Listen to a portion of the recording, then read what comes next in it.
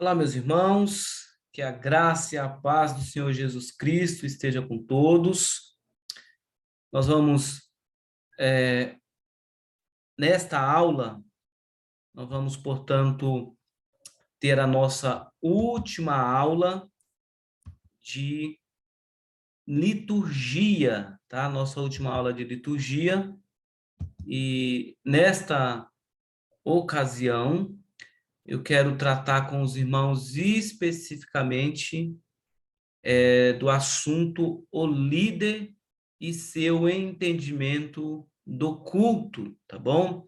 O líder e seu entendimento do culto. Esse vai ser o nosso assunto. Certamente vocês já receberam as atividades aí para fazerem. Então, eu creio que é importante, é fundamental nós, como líderes, ter o entendimento correto acerca do culto, uma vez que a nossa disciplina é sobre liturgia. E quando pensamos em liturgia, nós precisamos, portanto, relembrar, né? Relembrar algumas coisas que nós já falamos.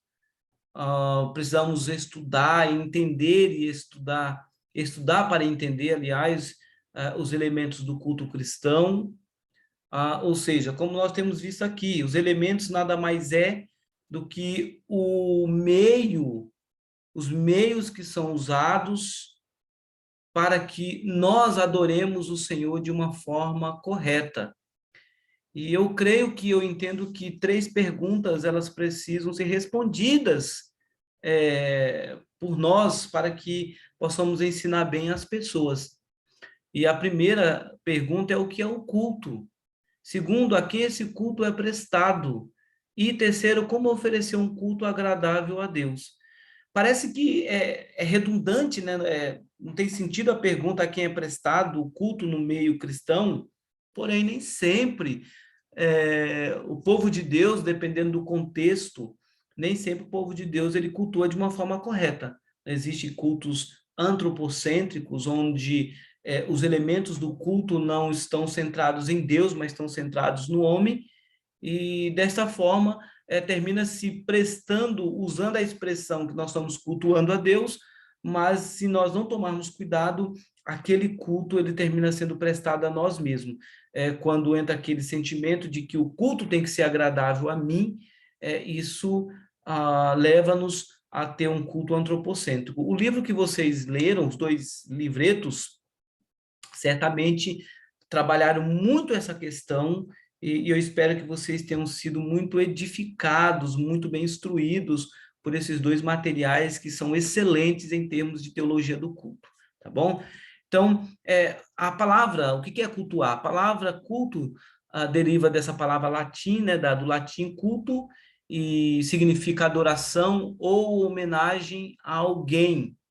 E etimologicamente, o termo latino culto envolve a raiz colo, que indica honrar. Nesse sentido, culto é justamente isso. Culto, quando eu digo que eu estou cultuando, eu estou eu estou homenageando alguém. E nós já vimos que, dependendo da palavra, aqueles três elementos do culto, né, aliás, os três termos para a liturgia, né, latreia, proskinei, essas palavras que nós já vimos, para entender o que significa, precisamos olhar o contexto, porque às vezes pode ser usada em culto, ou homenagem a uma autoridade, honra a alguém de destaque, homenagem a deuses, ou homenagem a um único Deus. Porque a palavra em si, culto, ela significa isso, homenagem. Então, você vê a expressão na Umbanda, você vê a expressão no Espiritismo, você vê a expressão em tantas outras religiões, porque o significado dessa palavra é isso, adoração e a homenagem. Quando se envolve a palavra adoração, essa palavra aqui, adorar significa prostrar-se. Então, é a ideia de prostrar em homenagem a alguém, tá? Então, culto significa adoração ou homenagem a alguém. Quando eu estou adorando, eu estou prostrado em homenagem a alguém, tá bom? Então, isso nós precisamos entender, nós precisamos entender essa expressão. Você está honrando, e no culto ao Deus único e verdadeiro, nós estamos, portanto, honrando a Deus. Nós estamos, portanto, adorando, nos prostrando diante do Senhor. É um texto que eu quero ler para vocês, que fala justamente disso, né? Desse ato de culto. Certamente vocês conhecem que é o Salmo 97. Salmo 97, o salmista se dirige desta forma. Aliás, perdão, o Salmo 93 e 97, tá? O Salmo 93 diz assim: Reina o Senhor, revestiu-se de majestade, de poder se revestiu o Senhor e se cingiu. Firmou o mundo que não vacila, desde a antiguidade está firme o teu trono. Tu és desde a eternidade. Levanta os rios, ó Senhor, levanta os rios o seu bramido. Levanta os rios o seu fragor. Mas o Senhor nas alturas é mais poderoso do que o bramido das muitas águas, do que os poderosos vagalhões do mar. Fidelíssimos são os seus testemunhos. A tua casa convém a santidade, Senhor, para todo sempre. No Salmo 97, reina o Senhor, regozije-se a terra, alegre-se as muitas ilhas. Nuvens e escuridão rodeiam, justiça e juízo são a base do seu trono. Então, aqui é só exemplos que eu estou citando para vocês de um ato de adoração, tá? Um ato de culto a Deus, de reconhecimento. Portanto, cultuar significa isso. Quando você fala de culto, você está dizendo que você está ali homenageando reverentemente ao próprio Deus. Quem é cultuado, obviamente, Deus enquanto sujeito. Deus enquanto sujeito. Antes de qualquer asserção a respeito do Deus que se pretende definir, é fundamental ou mistério que salientemos que toda tentativa, portanto, de descrever o ser de Deus, Jeová, envolve a sua própria autorrevelação. Então, Deus, ele deve ser cultuado em resposta àquilo que ele revela de si mesmo, em resposta àquilo que conhecemos dele. Então, Deus é conhecido tão somente de acordo com as condições que ele mesmo impõe, que ele deseja que conheçamos. E é a partir do revelado, do conhecimento que nós temos de Deus, é que nós o adoramos. Porque o Deus que se revela, tem até um livro, né, que tem esse título, O Deus que se revela, outro livro também, O Deus que intervém. Veja, nós precisamos entender e nos lembrar sempre que Deus, portanto, o próprio Deus, coloca as condições pelas quais ele deseja ser adorado, tá? Ele deseja ser adorado. Então, Deus é conhecido tão somente de acordo com as condições que ele mesmo deseja e impõe através da revelação, ou seja, da palavra de Deus. Deus, então, deve ser cultuado nesse sentido, de acordo com seus princípios. Para isso, nós devemos verificar como Deus não deve ser cultuado antes de tentar estabelecer como Deus deve ser cultuado. É interessante, e vocês leram no livro O Princípio Regulador do Culto, certamente vocês leram lá, quando fala sobre a visão de cultos, tanto do catolicismo quanto do protestantismo. E o catolicismo vai dizer tudo que não... vai dizer assim, olha, se não está nas escrituras, é porque nós devemos, não é errado e devemos fazer. Já o protestantismo, principalmente o reformado, vai dizer o que deve ser praticado no culto é só aquilo que está nas escrituras. O que não estiver é apenas invenção humana. Tá bom? Então, esse entendimento, ele precisa, aliás, essa forma, nós precisamos, essa forma bíblica precisa ser entendida para que você realmente compreenda o que eu estou dizendo aqui no texto. Como Deus não deve ser cultuado? A Bíblia fala como ele não deve ser cultuado. Como ele deve ser cultuado? A Bíblia fala como ele deve ser cultuado. E existem, então, duas expressões da antropologia que nos ajudam muito em relação a essa ideia de culto, que é a unidade individual e a unidade corporativa.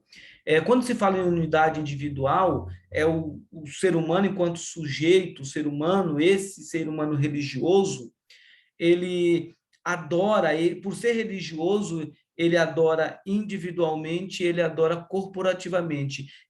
Todo o seu ser deve adorar a Deus, porque existia também naquele período, principalmente os gregos tinham uma dificuldade de se pensar na adoração também de forma externa. Por quê? Pelo entendimento que eles tinham que a matéria é má e o espírito é bom. Então, eles vão dizer o seguinte, tudo que é interno é valorizado, o externo nós não damos nenhuma importância, mas as nossas ações externas devem ser o resultado daquilo que nós entendemos internamente, daquilo que estamos refletindo internamente. Um culto racional, por exemplo, conforme Romanos 12 fala, esse culto racional, as expressões no culto, deve ser o resultado daquilo que nós estamos entendendo acerca da palavra de Deus. Tá? Então, essa unidade do ser humano individual e corporativo, esse ser humano, ele precisa ser um adorador, tá? Seja individual ou coletivo, ele precisa ser um adorador.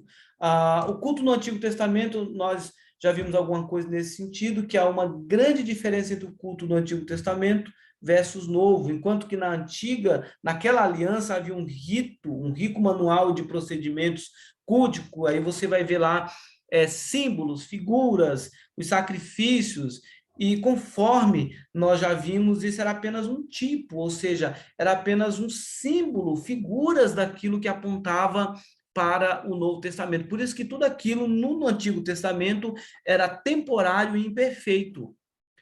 E no Novo Testamento, na verdade, nós temos, então, a promessa se cumprindo em Cristo. Então, agora, o culto, ele não é mais simbólico, ele não é mais com conotações de simbolismo ou figuras. O culto agora se dá por meio de Jesus Cristo.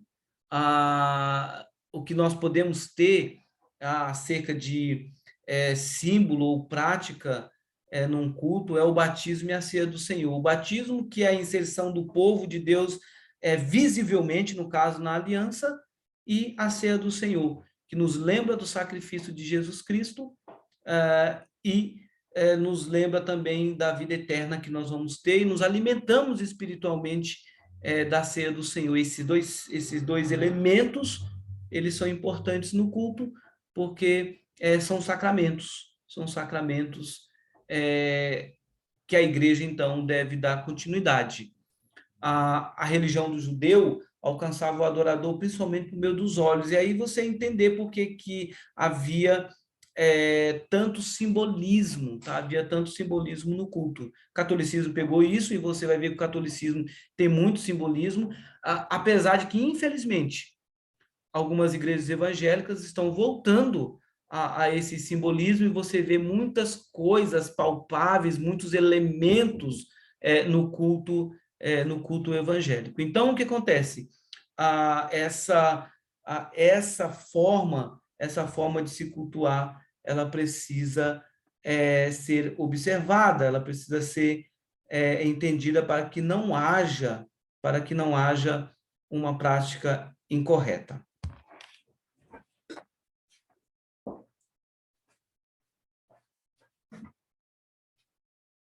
Olá, tudo bom, querido? Como é que você está? Pode ficar à vontade.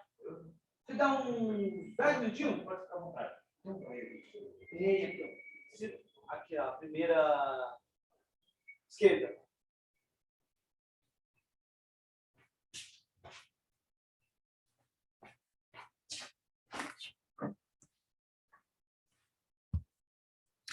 Então, meus irmãos, diante disso, quais são os elementos do culto que deve constar num momento de adoração ao Senhor? E aí eu destaco o que eu considero, então, os elementos principais do culto, né? Nós já vimos isso, que é a oração, leitura das Escrituras, cânticos, hinos, ofertório e os sacramentos, que é a batismo e Santa Ceia. Nem sempre esse elemento ele está em todos os cultos, que é o batismo e Santa Ceia, nem todo dia, nem todo domingo tem, ou nem todo culto tem batismos, mas a Santa Ceia, dependendo da igreja, é celebrada mais de uma vez, porém, os demais elementos ele deve ser constante no culto que nós prestamos a Deus, tá? No culto que nós prestamos a Deus. A exposição da palavra, que é a edificação, e tudo isso é importante para que cultuemos a Deus de uma forma correta. Então, com essas